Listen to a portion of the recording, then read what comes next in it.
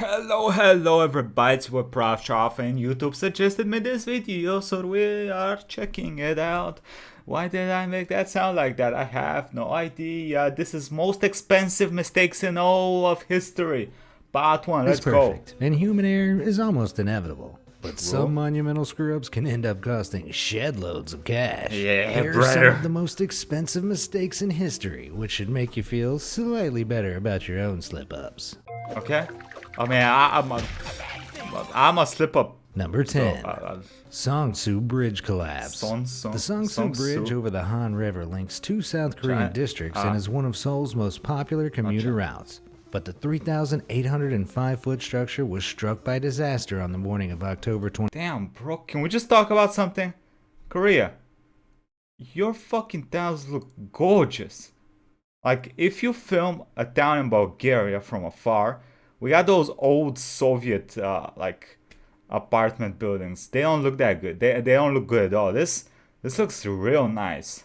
Jeez. 21st, 1994. God damn, it looks nice. The bridge struggled under the weight of the hundreds of people on their way to work in the early morning rush. Oh, God. And at around 7:40 a.m., a 157-foot central chunk collapsed 65 feet into the river below, along with Everyone's cars, okay? minibuses, and a fully loaded bus. 32 people lost their lives, while 17 more were injured. An investigation was launched into the freak accident. The bridge had already received complaints about unstable foundations, which caused an unsteady swinging sensation, and the root cause was identified as a construction failure. Reports noted that the steel trestle joints supporting the central suspension had been welded with an incorrect thickness of 8 millimeters rather than 10 millimeters, causing crucial connecting pins to break under the immense pressure. That much. Although the bridge was designed to withstand a maximum 36.3 ton weight per car, vehicles weighing 47.3 tons were also using the bridge to commute. These combined factors cost the state council $185,000 in compensation to the That's it?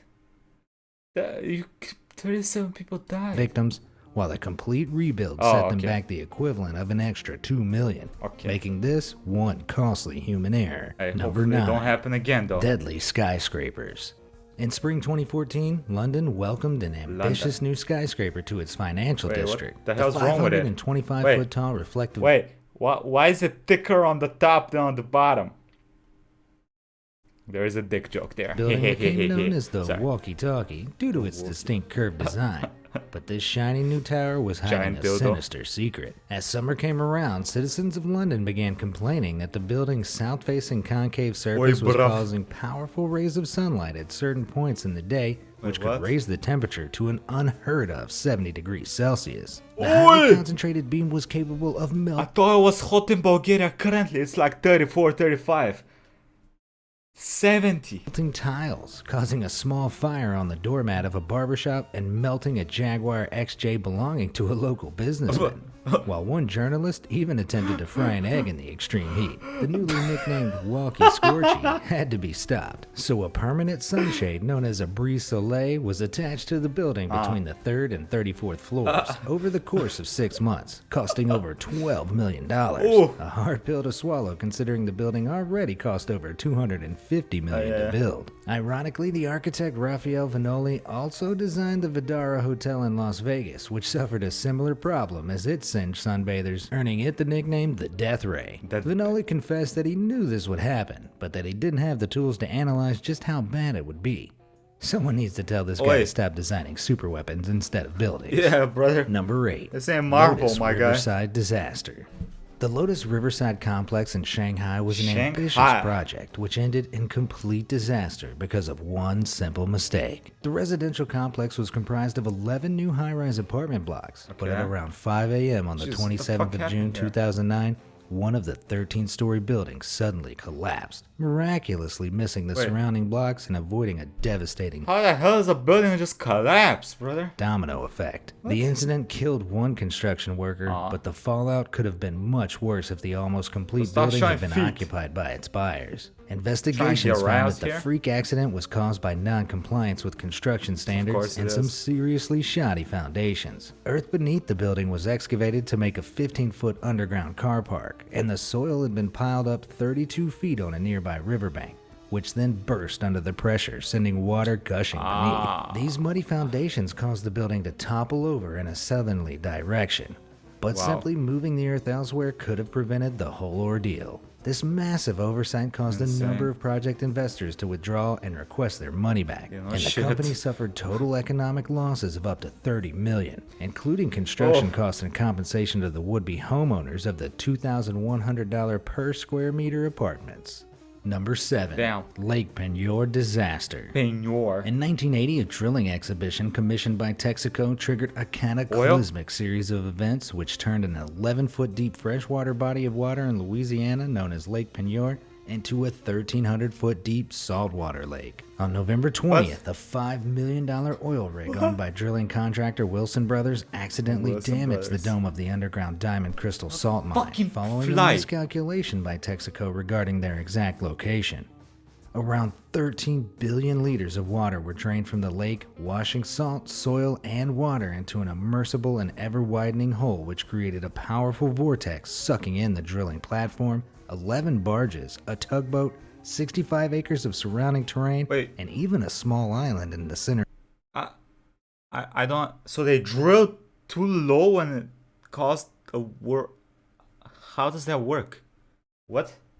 Of the lake. The ensuing chaos destroyed most evidence of the accident, as air escaping from the mine caused 400-foot geysers, and the Del Combre Canal reversed direction to flow into the whirlpool. Miraculously, no one was killed, but the real casualty was Texaco's pride and their wallet, as the company paid $32 million to Diamond Crystal Salt Mine and $12.8 million to a nearby plant nursery, making Lake Penyor perhaps the most expensive man-made lake in history, setting Texaco and Wilson Brothers back over the equivalent of $140 million today. Number 6. The Baltic Ace. Catastrophic mistakes can happen anywhere, as proven by the Baltic Ace carrier ship, which sank in just 15 minutes in the North Sea on December 5, 2012. The 23,500-ton ship was lost 65 kilometers off the Dutch coast after colliding with Cyprian container ship the Corvus J, killing... Bro, this ain't a highway. Y'all got all the room in the sea. Y'all got all the room. How did y'all... 24 crew members and sinking over 1,400 new Mitsubishi cars, which were being transported from Japan and Tokyo to Russia. The wreck ended up almost 100 feet deep in one of the world's busiest shipping lanes, hindering a safe passage for marine traffic and risking the release of dangerous substances into the environment. In March 2014, the company Reichswaterstaat commissioned partners Boskalis and Memot Salvage to remove the wreckage, which began by extracting its 540,000 remaining liters of oil. More than 18 ships and 150 people then took part in a huge operation to remove the sunken vessel, which can only be achieved by lifting the irreparably damaged wreck in chunks. Starting in April 2015, the ship was cut into 8 sections with wire and brought to the surface in pieces.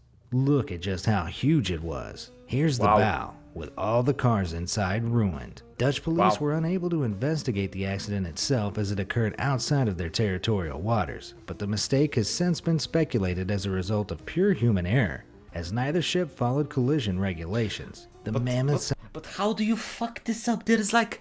It's like impossible to hit each other. It's not impossible not to hit each other. How did y'all accomplish this? The alone cost 67 million euros, the equivalent of around $75 million today. Add that to the cost of the Baltic Ace and the cost to repair the Corvus J, as well as the cargo they were carrying, and the driving error cost around $150 million in total. The last one. Number 5. Mars Climate Orbiter. In September 1999, NASA's 638-kilogram robotic space probe, the Mars Climate Orbiter, burned up and broke into pieces as it neared its destination after 10 long months of traveling. The orbiter was designed to examine the climate of the Martian planet, but the reason for its failure to even touch ground lays entirely with the people who sent it into space to begin with. The navigation team at Jet Propulsion Lab had used metric units measuring in millimeters and meters to indicate the planned altitude of the spacecraft, while Lockheed Martin Astronautics in Denver, Colorado used imperial measurements in inches and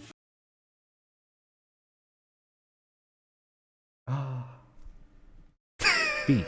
and crucially failed to You gotta recognize that the fucking kidding measurements me. required conversion. You As gotta a result, fucking the kidding me. trajectory of the climate orbiter is No. estimated to have been dangerously within 57 kilometers of the No. planet's surface, where it skipped violently upon entry and was immediately destroyed. This huge discrepancy was responsible for the failure of the entire mission, and the mission, worth just over $328 million in 1999, was lost forever. Adjusted for inflation, that's the equivalent of over $500 million. I guess it pays to stick to one measurement system. Number 4, Yeah. the S-81 ISAC Peril. Isaac Mistakes Peril. are easily made, and it's often too late to rectify the situation by Okay. the time someone notices. But that wasn't Submarine, exactly baby. the case with Spain's supposedly state-of-the-art submarine, the S-81 ISAC Peril. Giant The submarine dildo. was commissioned in 2013 as part of a new quartet for the Spanish Navy. But there's just one problem with its modern design. Once it's submerged, the ISAC Peril may never be able to resurface again. This is because a miraculously unnoticed flaw in its design means that the ship is around 75 to 100 tons overweight, which means Spain is essentially invested it's in a a fat submarine fuck. which can only move in one direction, down. The mistake Wait, is wait, said to whoa, have been a whoa, result. whoa. It can. Wait. So it not only cannot resurface, it cannot go up. Only goes.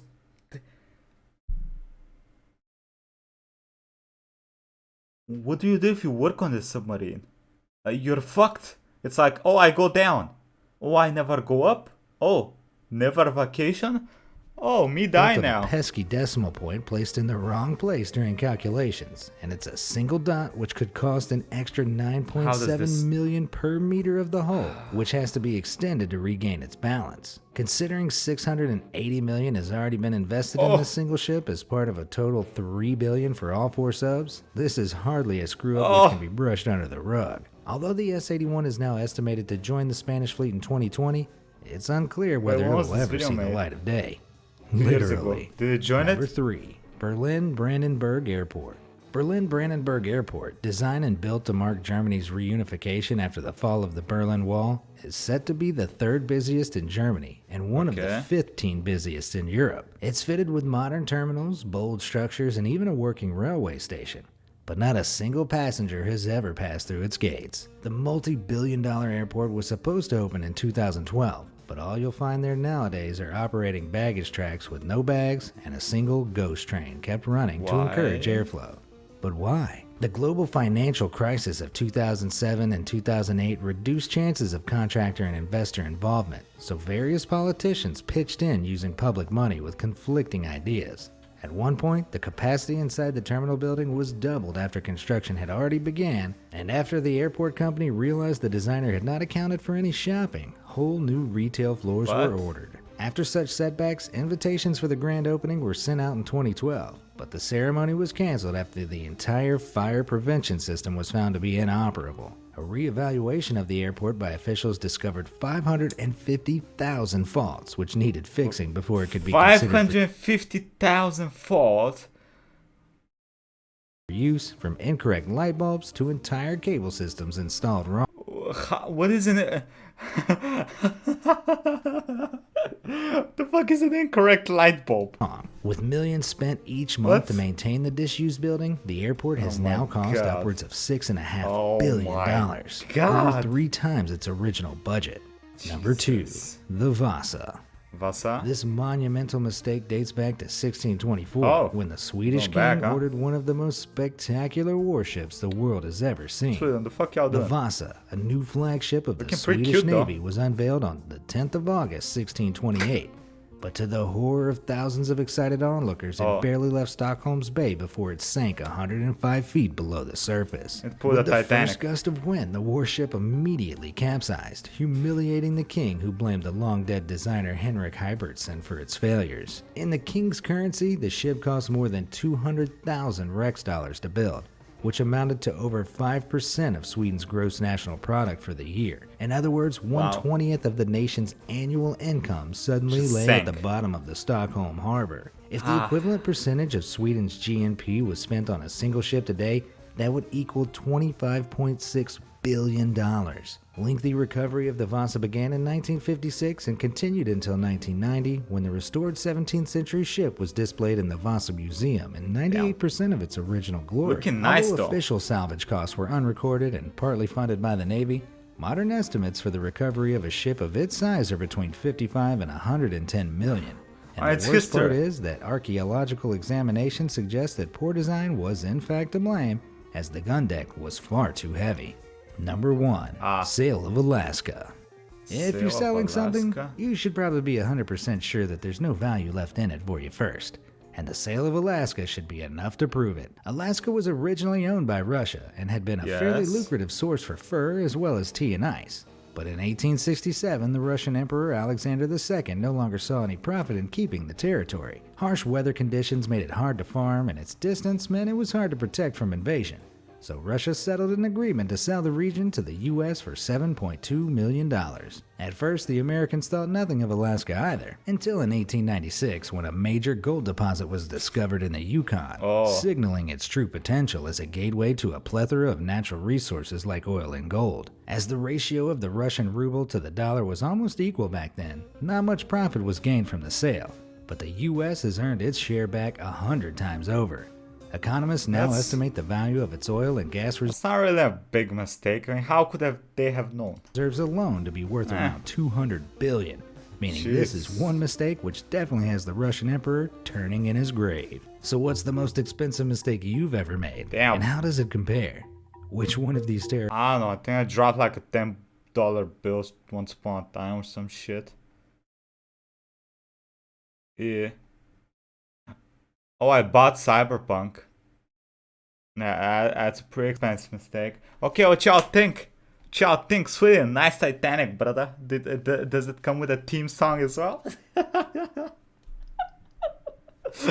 Anyway, let me know what y'all think. Quick thank you to the YouTube members and Patreons. Thank y'all for the support. I appreciate y'all. Like, comment, subscribe, hit the bell icon, and have a nice day, everybody. Bye-bye. Bye-bye.